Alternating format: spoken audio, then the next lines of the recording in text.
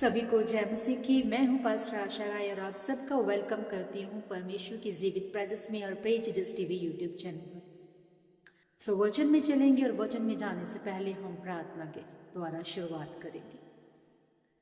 धन्यवाद है स्वर्गीय परमेश्वर प्रभु जी, मैं आपका धन्यवाद करती हूँ। हे जीवित परमेश्वर, मैं प्रार्थना करती हूँ अपनी आत्मा को हम तैयार करते हैं प्रभु जी। प्रार्थना करती हूँ कि जितने भी आज आपके वचन को सुने प्रभु, आपके वचन को सुनने के द्वारा प्रभु जी ये आशीषित हो जाए। आज के वचन के द्वारा इनकी जिंदगी तब्दील हो जाए प्रभु। ये 100 गुना 1000 गुना फलों के साथ खड़े हो मेरे प्रभु। ये अपनी लाइफ की बिगेस्ट टेस्टिमनी को लेकर आए मेरे परमेश्वर। कोई अंधकार की ताकत आज के वचन के खिलाफ ना खड़ी होने पाए। यीशु मसीह के जीवित सामर्थ्य नाम में मैं इस प्रार्थना को मांग लेती हूँ, आमेन। मेरे प्रियो, परमेश्वर की योजना आपके लिए उत्तम है। यिर्मयाह 29 उसका 11 में लिखा है, क्योंकि यहोवा की ये वाणी है कि जो कल्पनाएं मैं तुम्हारे विषय में करता हूँ उन्हें मैं जानता हूँ। वे हानि की नहीं वरन कुशल की हैं, और अंत में तुम्हारी आशा पूरी करूंगा। सुप्रिय भाइयों और बहनों, आज हम एक ऐसे समय में जी रहे हैं जहां कई लोग चिंता, डर और अनिश्चितता से घिरे हुए हैं। हम अक्सर सोचते हैं कि मेरा भविष्य क्या होगा, लेकिन आज का वचन हमें याद दिलाता है कि परमेश्वर की योजना हमेशा अच्छी होती है। परमेश्वर की योजना समझ से परे होती है मेरे प्रियो। कई बार हम अपनी परिस्थितियों को देखकर घबरा जाते हैं, लेकिन परमेश्वर का दृष्टिकोण हमसे कहीं बड़ा है। रोमियो 8 उसका 28 में लिखा है, जो परमेश्वर से प्रेम रखते हैं उनके लिए सब बातें मिलकर भलाई ही को उत्पन्न करती हैं। परमेश्वर काम कर रहा है। इंतजार के समय में विश्वास रखना आपको सीखना होगा। परमेश्वर की योजना तुरंत पूरी नहीं होती, कभी कभी हमें इंतजार करना पड़ता है। सपोपदेशक 3 उसका 11 में लिखा है, उसने हर एक वस्तु को उसके समय पर सुंदर बनाया है। इंतजार का समय हमें मजबूत बनाता है। दर्द के बीच भी परमेश्वर की योजना मेरे प्रियो काम करती है। कभी कभी जीवन में दर्द होता है, असफलता होती है, टूटन होती है, लेकिन ये अंत नहीं होता। परमेश्वर की योजना आपके लिए उत्तम है। यिर्मयाह 29 उसका 11 में लिखा है, मेरे प्रियो, क्योंकि यहोवा की ये वाणी है कि जो कल्पनाएं मैं तुम्हारे विषय में करता हूँ उन्हें मैं जानता हूँ। वे हानि की नहीं वरन कुशल ही की है, और अंत में तुम्हारी आशा पूरी करूंगा। अब मेरे प्रिय भाइयों बहनों, आज हम एक ऐसे समय में जी रहे हैं। ये वचन साबित करता है कि कई लोग चिंता में, डर में और अनिश्चितता में जी रहे होते हैं, और हम अक्सर सोचते हैं कि मेरा भविष्य क्या होगा।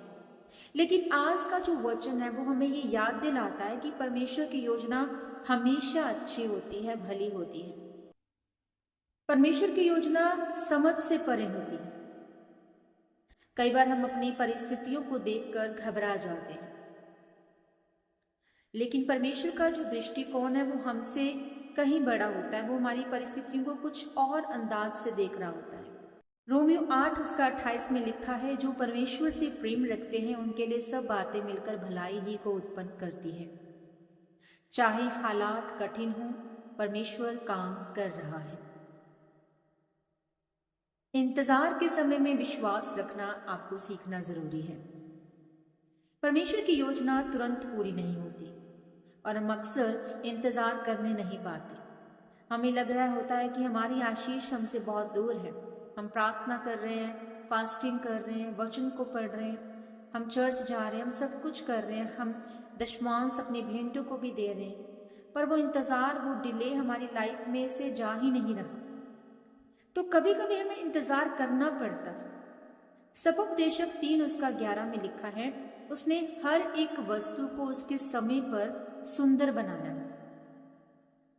इंतजार का समय हमें मजबूत बनाता है, और वो मजबूत गवाही को हमारी जिंदगी में बनाता है।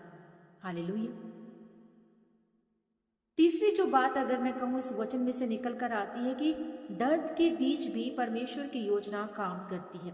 ये वचन हमें साबित करता है कि कभी कभी जीवन में दर्द होता है, असफलता होती है, रिश्ते टूट रहे होते हैं, हमारी लाइफ में बहुत डिले होता है, अंधकार होता है, लेकिन ये अंत नहीं है।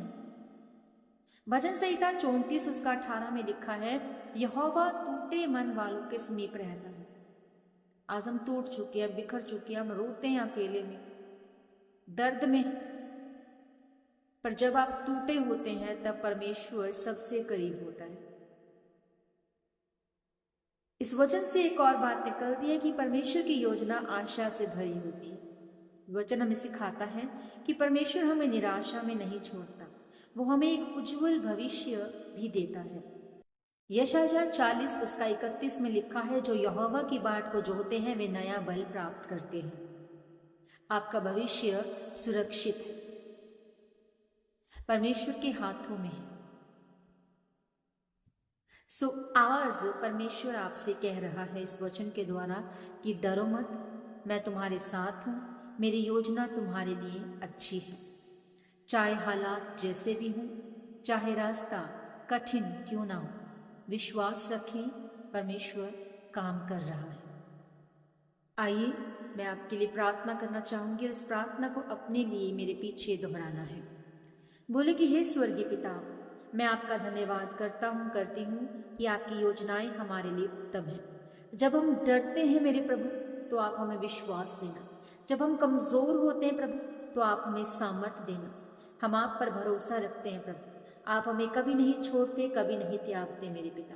हे प्रभु, हम आप पर भरोसा रखते हैं, आपके समय पर भरोसा करते हैं कि आप मेरे जीवन में हर दर्द, हर अंधकार, हर चिंता को दूर कर देंगे और मेरे जीवन में आशीष की बरसात करेंगे।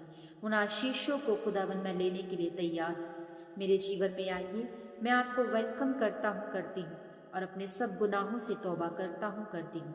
मेरे जीवन को छुएं प्रभु और मेरे जीवन को इस्तेमाल करें, प्रभु यीशु मसीह के जीवित नाम में, आमेन। आप सब आशीषित हैं और ब्लेस हैं प्रभु यीशु मसीह के सामर्थ्य नाम में। अगर आप इस चैनल पर नए हैं तो चैनल को सब्सक्राइब कर सकते हैं, बेल आइकन को प्रेस कर सकते हैं for the upcoming notification. Live prayers का, सरमन्स का, वर्शिप का हिस्सा बन सकते हैं इस चैनल से जुड़कर। तो प्रभु आप सभी के साथ हो। मिलेंगे नेक्स्ट परमेश्वर के वचन के साथ प्रेयर्स में, और इस संडे आप ज्वाइन करना मत भूलिएगा। परमेश्वर की अद्भुत ग्रेस के साथ हम जुड़ेंगे परमेश्वर के वचन के साथ। खुदावन आप सभी के साथ हो। God bless you.